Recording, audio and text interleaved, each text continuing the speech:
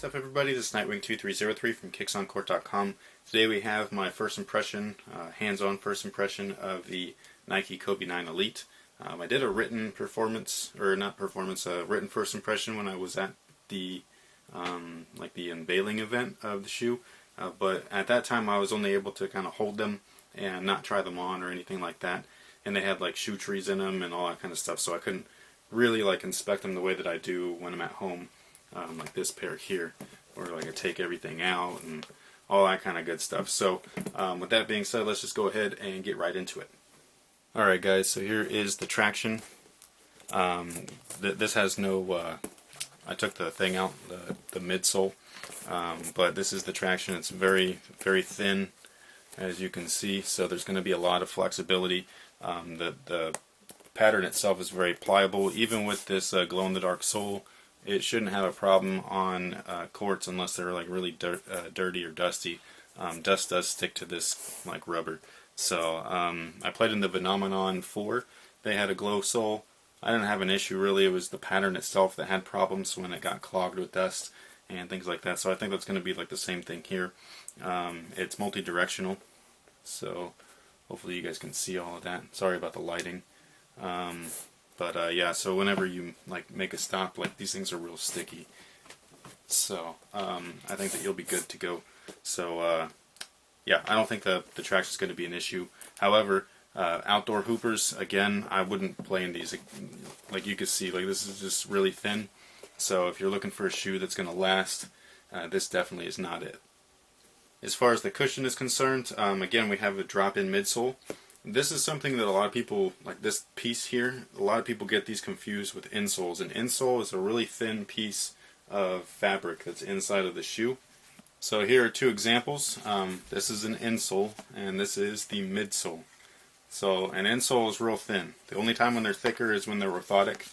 They'll be thicker in the heel or in the arch or wherever it is that you need it, because it's a specific insert for your needs, your foot shape.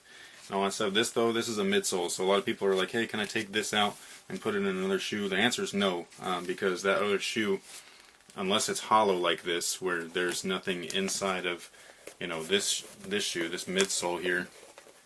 The reason why I could do that is because this is the midsole. It's not an insole. This is an insole. You can swap these in and out of all shoes, no problem. This is a midsole.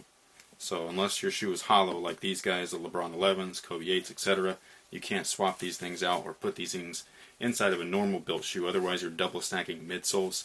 You're not going to get the same fit, and it's just not going to work. The cushion itself though is Lunar.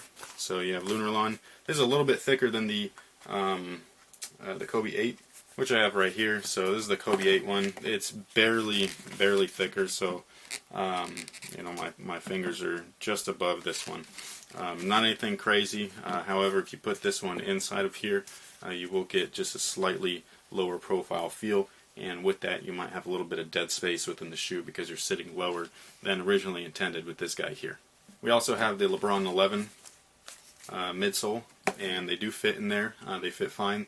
These are a little bit thicker than these, which are a lot thicker than those, and by putting this in here, you're getting maximum cushion. You're going to reduce flexibility a little bit. You can see this has flex grooves in there where the original did not. So this one's a lot more flexible. You're going to kind of counterbalance that with this guy here because of the zoom unit.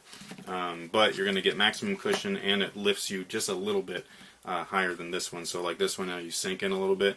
This one lifts you a little bit, so it takes up any dead space. There's very little dead space. It's in the toe box. I'll talk about that in the fit section. But that's basically the cushion. I think it's going to be fine. It feels a little firm, but these guys always felt firm from the get-go as well until you started really moving in them. Unlike this one, where this is just really mushy. Even after I just tried them on, this is the one I've already been playing in for a while, broken it in and all that stuff, and just when I put it on after wearing this just feels like a marshmallow compared to this guy. As far as the materials, we have Flyknit. And this is the first ever on a basketball shoe. I never ever thought that they would ever put this on here. It does have a little bit of overlays of fuse, which are here. And then what you can't see is underneath this stuff, there is a very thin sheet of fuse as well, which actually makes the ventilation well, actually, I'll wait for the ventilation section to do that. But there is a very thin layer of fuse, which is how this is probably all working as a basketball shoe. So you do have support. This is not going to stretch the way that your Flyknit runners will, because there's a TPU basically backing this material, just like the Kobe 8s, the engineered mesh. They did the same exact system here, which is something that I did not know when I was at the event, because again, there was like shoe trees in them and all that stuff, so everything in there was like this, like real stiff and stock, like standard.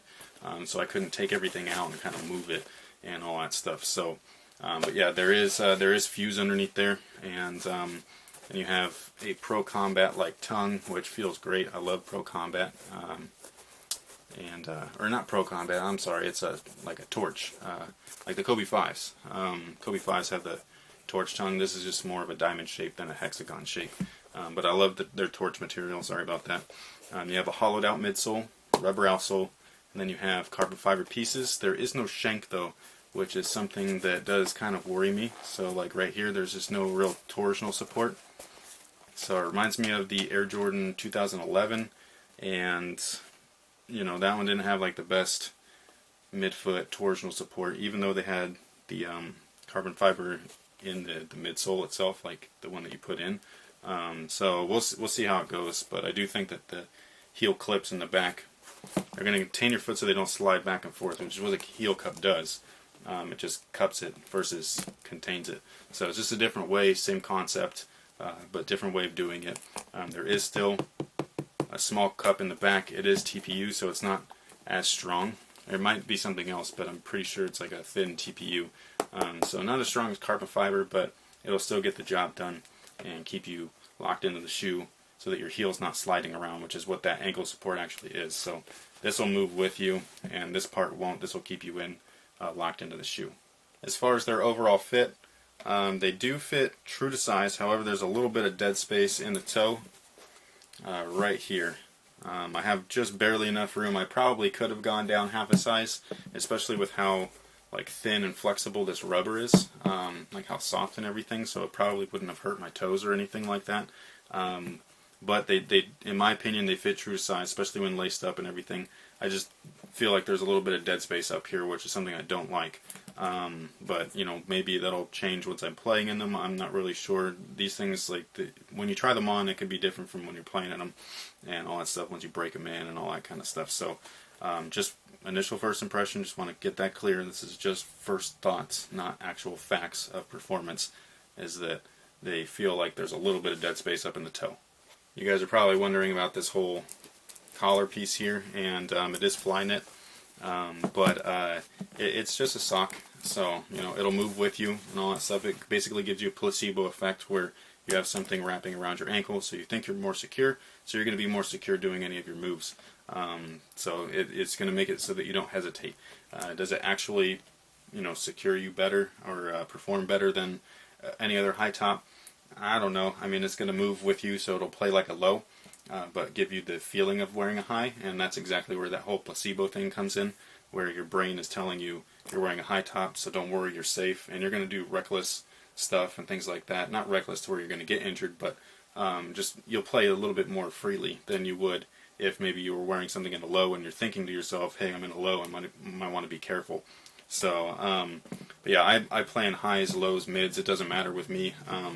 You know, if I get injured, I get injured. I don't really care. So, I mean, I care if I get injured, but it's not going to affect my game or anything. The traction mostly affects my game, because if I'm not sticking, if I'm slipping and stuff, then I can't do, like, I can't move and stuff like that. So, yeah, so the height of a shoe for me doesn't really make a difference as long as the fit and containment is good, which overall for right now it does feel like that. So that ventilation that I was talking about, most of it's going to be coming from the upper here, or not the upper, the tongue. All of the upper here is lined with fuse, so there's no airflow right here. The toe box, though, it is perforated. Even though there's fuse, there's perforations in it, similar to the Kobe 6. So that's a shoe, man, I haven't played in those in a long time, but they had like a shell that was perforated, and it was pretty cool. But yeah, so you're getting a little bit of airflow here. This is for heat to escape, moisture to escape, and then same thing with the tongue. But all of the sidewalls, though, not going to really have any ventilation, so Not going to be the most well ventilated shoe, but you know, it should be okay. So the support, going back to that whole two issues that I said earlier, one being the dead space in the forefoot, and two being no shank in the midfoot. I think those might be its two downfalls. Again, just first impressions. Things can change when you're actually playing in a shoe. It could, you know, really contain the foot so well that you don't notice or need those things, or it could not. So that's why I mention it.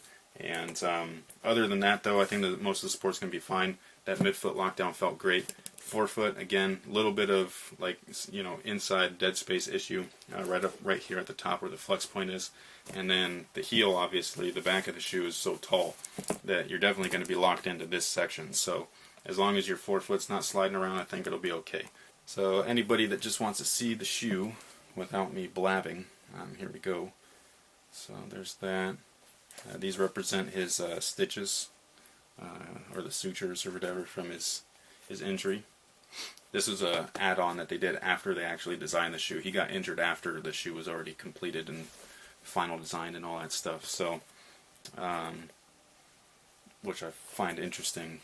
Just happened to be a coincidence. So, but yeah, and then here's the side panels, the gold swoosh. Got a speckled midsole. This is the All-Star colorway, by the way. And yeah, on the tongue here. And this is a synthetic tongue. Got a gold logo there, and then the Kobe signature at the top. So these were designed, not designed, but like inspired by a boxing boot. Everybody probably already knows this, and all that stuff. And they definitely did that. It looks like a boxing boot. So, but yeah, I think these are crazy. Looks wise, you know, casually, I don't know if I'd wear these casually. Maybe if they really impress me from a performance standpoint. But overall, I just think that these are going to be really fun to play in. So definitely one of my most anticipated hoop shoes to hoop in this year by far. So and mostly it's because of this whole like weird upper and stuff, and the fly net and all that stuff. It's just like really, like I'm just real curious about it. So. And here is that lining. If you want like story info on all of this stuff, they got all that stuff, or I have all that stuff posted on my site and everything. So, oh, and then on the back of the tongue it says NOLA Gumbo. Alright guys, that pretty much takes care of my first impression. Thank you guys for watching. Thanks for all your support. Real big thanks to Nike. I really thank you. Like, can't say that enough. Like, this is like really awesome. And I think this is my first thing I've gotten from Nike, like an actual product, so I'm like super stoked. So, yeah, it's just like, this is kind of crazy, like thinking that the brand Nike sent me something. Like, this is weird.